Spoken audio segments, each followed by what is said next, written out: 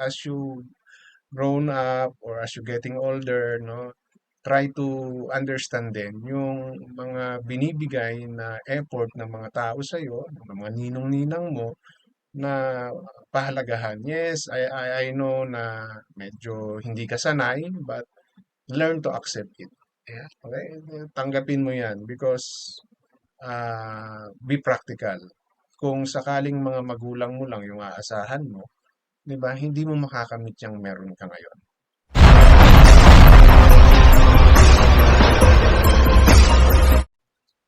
Alright, so ano ba yung magiging content nitong video na to?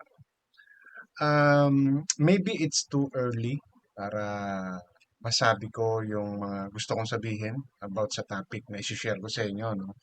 Kasi this is my first time to saw him, no? To observe him nung ako ay pumunta ng Tekram house, no? Or sa mansion as they call it, no? And I'm very happy na ma-experience ko yung ganong event. Lalo't baguhan pa lang ako dito sa community na to, no? Sa Tekram community. And it's really a nice experience, no? Interacting with other vloggers, no? Mga dati kong kakilala at mga bagong nakilala, no? So, I'm very happy dun sa naging experience na yon, and I treasure it. And of course, knowing the Manalastas brothers and the rest of the family, no? Nanay Inda. Ako na natutuwa talaga kay Nanay Inda dahil she approached me when she saw me. No? Ay, pinapanood ko yung mga vlog mo, sabi niya gano'n. No? Then, Tech Foreign. Tech Foreign also, nung nakita niya ako, sinasabi niyo na yung mga gusto naming sabihin, parang tipong gano'n. So, ano sila, they are the one who initiate yung interaction, no, sa kanilang mga bisita. And alos kumbaga yung ambience na feeling hindi ka hindi ka mahihiya na to roam around, kumilos because you feel na yung may-ari ng bahay, no, eh pinaparamdam nila sa kanilang mga bisita na you should feel at home sa amin, no? Wala kang dapat ikahiya or ika kumbaga hindi ka maging at ease. Tipong ano, no? Yun yung pakiramdam ko, no? But kaya malaya akong naobserbahan yung mga taong gusto kong obserbahan. And one of those ay itong si Luis. The birthday celebrant, of course. Isa sa reason yan. Kaya ako pumunta ng mansyon. No? Kasi katulad ng mga nabanggit ko na before, nagkaroon ng issue si Luis at saka si Dave. No? Yung the way sila itrato ni Tekram. And most of you, na-notice ninyo yun. So, ngayong naiwan si Dave, si Luis, di ba? So, may mga speculations na dahil nga um, mawawalan ng content, di ba? Kaya binalikan si Luis. So, there's a lot, di ba? Alam na narinig niyo yan, no? Naging kwentuhan niya, naging topic yan ng mga ayaw kay Tekram, di ba? So, it got me more curious. Kung sino ba tong, bakit ba ganun yung nangyari, bakit ganun yung naging interpretation, bakit umuwi si Luis sa nanay niya, di ba? Na kung tutusin, ang buhay niya sa Manalastas is maganda. He has everything. Kumbaga, ah, tulugan, nakita niyo rin naman yung sitwasyon sa bahay nila Luis, di ba? So, nakikita ninyo yan sa mga vlog. Nakikita niyo yung uri ng pamumuhay na meron sila. But why did Luis choose, sorry, to stay with his family, di ba? So, maaaring kulang pa, no, yung aking knowledge about Luis. So, I'll just base, no, doon sa isang araw na pag-stay ko sa Manalastas family, my observations, and dito sa isi-share kong mga messages niya, no, sa kanyang mga supporters, mga bisitang nagpunta roon. No? So doon po ako magbe-base ng aking gagawing bibigay ng opinion sa katauhan ni Luis. Alright? So issue lang po tayo, walang personalan. At matuto po tayo mag-fact check para hindi po tayo mapagkamalang fake news. Always po yan. So, okay. Sisimulan natin dito sa unang message, no, ni Luis. Yung part 1 ng kanya birthday celebration. Kung saan hiningian siya ng message, ano ba yung masasabi niya sa mga taong pumunta, sumuporta. No? From here, no, inoobserbahan ko yung mga sinasabi niya. And okay, off-cam, no, off-cam, kasi hindi naman nakatutok lagi sa kanilang camera eh. After nung part 1 na live stream, so kainan, so kumbaga, do your thing, mga ganyan. So, walang camera, inoobserbahan ko si Luis. Okay? Sinasabi nila introvert siya. Okay? So, introvert person tends to be, ano lang sila, small group lang ang gusto ng mga yan. Sometimes gusto nila mag-isa lang sila. No? And medyo kasi nga, being alone, yung prepared nilang ah, way, no? Ng kanilang, ah, kumbaga, doon sila nakakaramdam ng, ano eh, ng fulfillment, no? Magkaroon man ng friends yan, few friends lang sila. No? Hindi sila into a big group. Normally, yan yung pagkaka-explain ng introvert person, ano? Pero mas gusto nila yung sila lang. So normally, medyo yung mga ibang tao nahihirapang intindihin, no, yung mga introvert person because they love to be alone or in a small group. No? Yung talagang kilala lang nila. Normally, ganyan daw yung mga ugali ng introvert. So, doon may idea na ako kasi may nagsabi na nga raw na introvert siya, no? So, unang kita ko pa lang sa kanya, no? First glance doon sa Manalastas.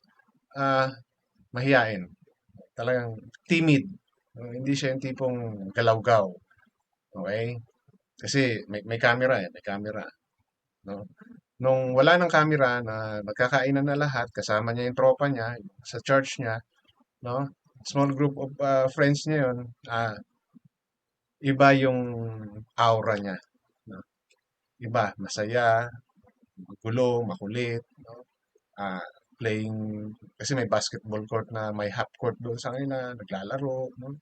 Ah, as a normal 17 years old. But, kung titingnan mo, yung group of friends niya yon is hindi hindi ganun karami. Nakita rin yun, mga sobyo, napanood ninyo yung mga sumayaw na mga churchmates niya, no? And during the games, no, may games kasi doon sa mga bata na yung pupukpukin yung itlog, isa siya sa mga maingay doon. Isa siya sa mga maingay. Isa sa mga naglalaro. So, talagang, kumbaga, he don't like camera. Ayaw niyang may nakatuon na attention sa kanya. Ayaw niya nun. No? He don't like those kind of things. Ayaw niya siya yung maging center of attraction. No? Mas gusto niya na nanonood lang siya. Mas masaya sa doon. No? Together with his friend, kulitan. Yun yung medyo napansin ko sa kanya, no? As I observe him. Now, dito sa kanya shinare na message doon sa mga bumati at pumunta sa kanyang kanyang birthday celebration, mas lalo kong nabibigyan ng pansin na yes, hindi siya talaga into ah, socialization, no? So, pakinggan niyo na lang po. So, yun po, maraming salamat po sa walang sawang pagmamahal, especially sa Onresos family, sa family ko, sa lahat ng nagpunta dito na ipinakita nyo yung pagmamahal nyo sa bawat isa. Yun. Then, salamat po sa nagpa-event na to. Then, yun nga, sabi ni tatay na sa kabila ng ganun-ganun, pero hindi naman talaga na malupit. Sadyang madisiplina lang talaga na siya yung tipo ng tao na didisiplinahin ka para sa ikabubuti mo sa sarili mo, kasi at the end of the day na malalaman mo talaga yung resulta ng pagpapagal ng magulang mo na marirealize mo na ay totoo nga pala na yung sinabi ng magulang ko sa akin na yung pagsunod ko na to is hindi lang dahil ayaw nila yung ginagawa ko, pero dahil mayroong purpose si God sa plano na yon. Kaya yun, maraming salamat po dahil yun, tinuruan niyo ako na maging isang mabuting kabataan. Kayo yung naging instrumento ni God upang kung ano yung estado ko ngayon, kung gaano ko mag-isip ngayon is dahil po yun sa inyong mga nakapaligid sa akin. So yun, masasabi ko lang sa ating lahat na kung ano po yung nagawa sa atin ng isang tao is mapatawad po natin sila kasi nga sigat niya napatawad tayo pa kayang mga tao na what more parang tayo pa kaya na hindi magpatawad sigat na nga pinatawad tayo, di ba? So yun, maraming salamat po sa nagpunta, nag-effort, nagbigay ng time kahit na napakalayo pa ng pinagpuntahan. Yun po. Thank you po. Wow naman. Parang ano lang, kalaping lang mga katekram. Ito na po yata yung pinakamahabang message na narinig ko kay Kuya Luis. Simula nung 11 siya. Ngayon, ano na siya, 17. Ito na yata ang pinakamahaba. Palakpakan naman po tayo dyan sa comment section mga katekram. So, yan yung unang message niya, no? Yung part 1. So, pinag-message na siya. Okay, tayo tutuhanan lang, no? Maging totoo tayo. Yun naman po ang channel ko, eh. Doon tayo sa katotohanan. Huwag na nating masyadong purihin ng purihin kung hindi naman dapat purihin at sabihin natin kung ano yung gusto natin sabihin. Sa malamang, no? Hindi ko napanood yung mga messages dati ni Dave, kung ano mga sinabi niya. For sure, hindi yan nagkakalayo sa kung ano man yung message ni Luis. No? It's about praising God, about giving thanks kay Tekram, sa family, no? Which is a normal. Okay? But the difference here is, mayroon pa ring magulang si Luis na umaalalay sa kanya. No? Nandyan pa rin yung magulang niya na wala si Dave. No? So, kumbaga, if ever, no, na hindi na at home si Luis sa Manalastas o nasasakal na siya sa Manalastas, meron siyang pamilyang pwedeng balikan. And actually, di ba, bumalik siya. Okay? So, another one is, meron siyang nanay talaga, mga kapatid talaga, na pwedeng mag-advise sa kanya. No? Kung ano yung tama at mali. Kasi kahit na anong advice ang gawin ni Tekram, the possibility na ayawan niya yan is malaki. Now, if nandiyan yung magulang, yung nanay, yung mga kapatid niya, for sure, mayroong kapatid niyan si Luis na malapit siya. No? Na pwedeng mag-advise sa kanya. Okay? So, may katulong kumbaga sa Tekram para ipaalam, ipaliwanag kay Luis kung ano yung mga dapat gawin. So, kung baga, chances of becoming, okay? Becoming another Dave, itong si Luis, as for now, as of now, medyo hindi ko pa nakikita, no? Malabo pang mangyari. No? Because of those factors. No? Nandiyaran pa yung magulang niya na mag-a-advise sa kanya, mga kapatid niya, di ba? And the Manalastas. So, kumbaga, yung support system kay Luis ay malaki. No? Kasi pareho naman silang may sponsor. Di ba? Pareho silang may ninong at ninang. Okay? So, kaya hindi ko sinama yun. Doon tayo sa kung ano talaga yung immediate, no, na mga taong pwedeng sandalan ni Luis. And that's his family na yun yung wala kay Dave. Na wala kay Dave yun. Okay? And Luis can say no pag ayaw niya. He can insist because may family siyang pwedeng takbuhan. Si Dave, wala. So, anong ginawa ni Dave? Inipon niya yung kanyang ayaw, yung disgusto niya, and nakahanap siya ng taong pwedeng maglabas, no, nung kanyang mga gusto no, na magawa niya yon. Yung mga ayaw niyang nakikita niya na against sa kanya, wala siyang magawa kasi during those days, no, maybe this one I'm just basing doon sa mga nangyari, no? Hindi ko sinabing ito talaga yung nangyari. Okay? Na itong si Dave, during that time, maybe hindi niya pa nakakakitaan na pwede niyang maging escape, no? Itong mga ninong at ninang niya na kanyang sinamahan ngayon.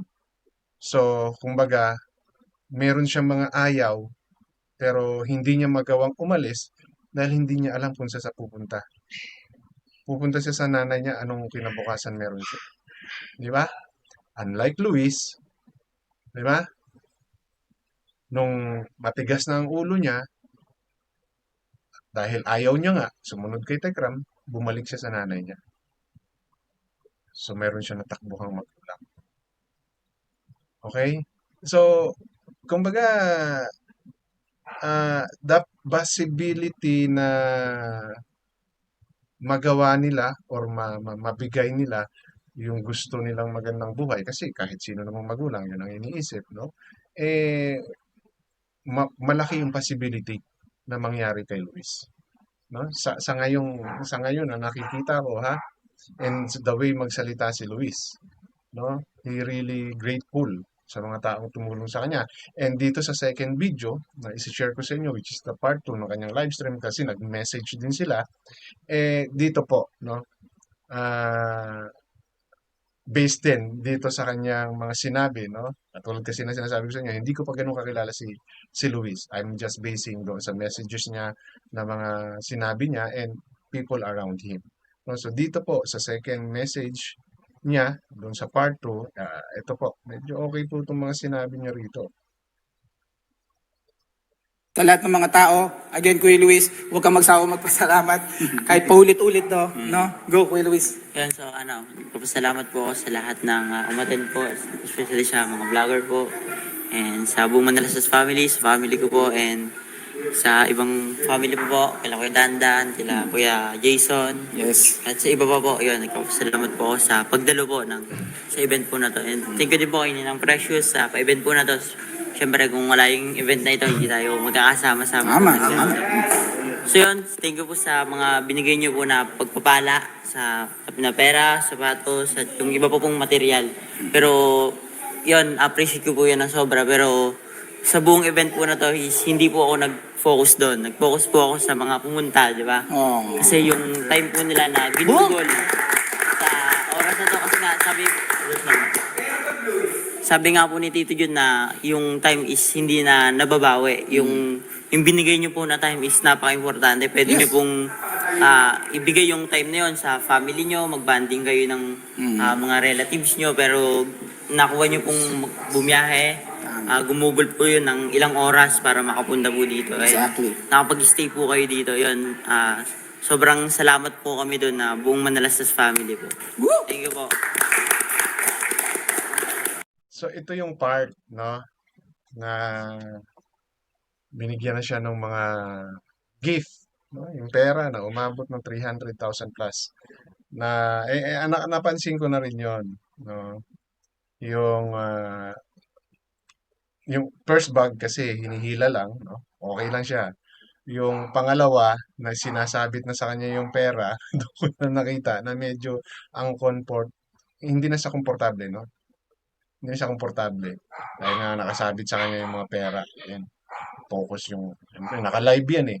Diba? Nakikita natin lahat yan. Nakikita niyo lahat yan. Then, after that, yung second, which is puro 1,000 na yon na galing kay Ma'am Precious. Na habang nagsasalita yung iba, nakikita ko ano nag-uusap sila ni Tech June. Yun na pala yun. Ayaw niya na nakasabit yung pera na yon. Kasi alam niya yun nga, maybe nag-kick in yung kanyang pagiging introvert, no, na ayaw niya ng limelight, ayaw niya sa yung attention, no? Kaya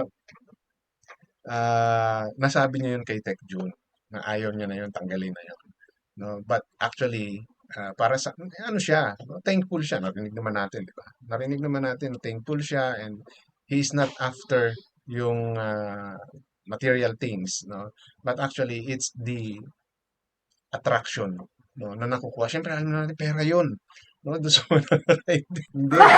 So, iba na yung isang puto, malaki pang bigay, di ba? So, ba, napakaswerte. Yan ay mga usap-usapan online eh. Sigurado yun, habang ginagawa yun. Pasalamat kay sa mga sponsor na nagbigay ng ganung kalaking pera, di ba? So, for him, it's the attentions na nakukuha niya. Hindi na siya komportable doon. No? Hindi na siya komportable doon. Sa ngayon, no, ganun yung nararamdaman niya. But introversion, sabi nila, no, is pwede namang malesen, no? Kasi it can be ano talaga na ugali na ng tao. But it can be lessened as he matured, no? So, ang ano ko lang, no, ang masasabi ko lang is doon sa mga taong nakapaligid sa kanya, try to understand yung ganun niyang ugali, no? And I hope, no, maintindihan yon ng manalastas at ng mga taong nakapaligid sa kanya. Ano naman yun eh, maybe at his age, maaaring ganyan siya at yan yung pakiramdam niya. But as the days or as he grow up, as he getting older, no, and ma-realize niya na part ng kanyang buhay is nasa sokmed.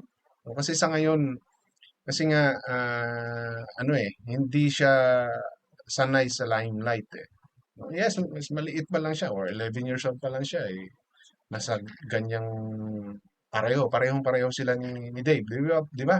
Pero they have different personality, no? Kung si ito is introvert, maaaring si Dave is extrovert, no? Tama ba yung term ko? Mas opposite sila, no? And sana no, makasanayan ni Dave ni Luis yan. Tanggapin ni Luis na hindi negative, no, yung ganong klase ng pamumuhay na meron sila. It so happen lang na na-bless siya ng mga taong handang tumulong sa kanya, no? Hindi po yan na awa na ang na dapat maramdaman, no? It should be treated as a opportunity, no, sa mga katulad nila. Kasi may mga tao na willing, very much willing to give their support. Katulad nga ng nasabi ni uh, Tech June, no? Na dapat sa pamilya nila yan pero binigay kay Luis. So, dapat maging grateful si Luis. Okay? And sa iyo, Luis, as you grown up or as you getting older, no, try to understand din yung mga binibigay na effort ng mga tao sa iyo, ng mga ninong-ninang mo na pahalagahan. Yes, I know na medyo hindi ka sanay, but learn to accept it. Yeah, okay? Tanggapin mo 'yan because be practical. Kung sakaling mga magulang mo lang yung aasahan mo, 'di ba? Hindi mo makakamit yung meron ka ngayon, no? And ang appreciation coming from you is malaking bagay yan sa mga taong tumutulong sa iyo. So sa ngayon, maybe because you're starting again, kasi kailan ka nang naman uli nabigyan ng ganitong klase ng atensyon na dating binibigay kay Dave, di ba? So, tumatanda ka, nagkakaedad ka, no? Ah, yes, hindi mo ma-appreciate maybe yung mga naibibigay sa'yo, but isipin mo na lang kung bakit nila ginagawa. Yun na lang yung bigyan mo ng pansin. Okay? And learn to, no, yung hindi naman ibig sabihin magbago ka eh, no, to please them, no. Be still yourself, di ba? But intindihin mo rin yung bakit nila ginagawa yan. Bakit ginagawa ng mga ninang mo yan, lalo na si Madam Precious, no? Si Ninang Precious mo, no? Kasi for him to spend those money, no, effort, and the care, no, na nagmumukhang mas nanay mo pa nga siya kaysa sa totoong nanay mo eh. 'Di ba? Mas nagiging authoritarian pa siya kaysa sa nanay mo. 'Di ba? So, bihira yung mga oportunidad na ganyan na maibibigay sa mga taong katulad mo, no? So, learn to accept that and enjoy mo na lang, no? Sa ngayon, yan lang yung masasabi ko sa'yo because yan lang naman yung naobserbahan ko for a few days and based on your mga messages, no? So, one thing for sure, no? Sa ngayon, maaring hindi mauwi sa ganun si Luis, katulad ng nangyari kay Dave, no? Ah, because of the support he has, no? But it doesn't mean na hindi talaga mangyayari yun.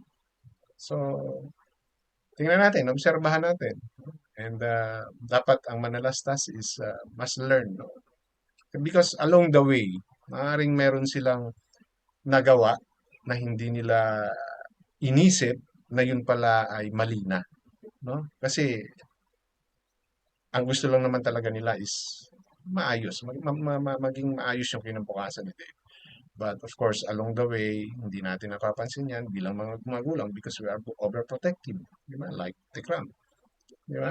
Kasi yung mga sinabi doon sa first part, sa part 1 ng message ni Luis na praising Tekram, for sure, ginawa rin niya ni Dave. No? So, obserbahan natin. No? Na sana nga hindi mauwi si Luis sa ganun. No? And kay Luis, insist kung ano yung gusto mo. But as you insist dun sa gusto mo mangyari, ipaliwanag mo. No? Not just say na ayaw mo. No? Matuto kang mag-voice out. No? Matuto kang mag-voice out. Which is yun yung nakikita ko sa kanya. No? Sinasabi niya kung ayaw niya. So, continue doing it. Hindi masama yan na magsalita ka or ipaliwanag mo yung side mo kanila Tekram. No? Kung hindi mo kayang ipaliwanag kay Tekram, say it to your mom or say it to Tek Jun. No? But ipaliwanag mo yung reason mo kung bakit ayaw mo. Not just because ayaw mo. No? Mahalaga mayroon kang paliwanag. And doon naman lalo na kay Tekram, no? Try to understand them. Okay? Corporal punishment sa mga bagong generations, hindi na effective yan. Lalo't merong mga nakapaligid, no, na hindi kayo pareho ng paniniwala sa pagdisiplina. Try to a bit lenient. No? Hindi naman sinabing ibigay mo lahat ng gusto nila. No? Try to balance yung situations. No? So, yun lang yung tingin ko na